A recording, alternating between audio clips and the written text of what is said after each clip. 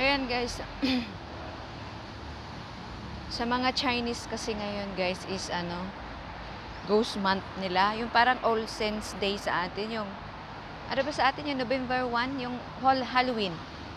Yan sa kanila. Ayan, nagsipag-alay sila ng may beer, may juice, may apple, green apple, may tofu, may longan, yung parang lansones.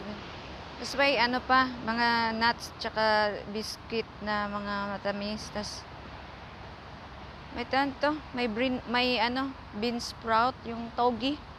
Ayan o, ang sarap kuhanin. Sabi ko, hala, 6 na piraso na beer, Tiger yung brand.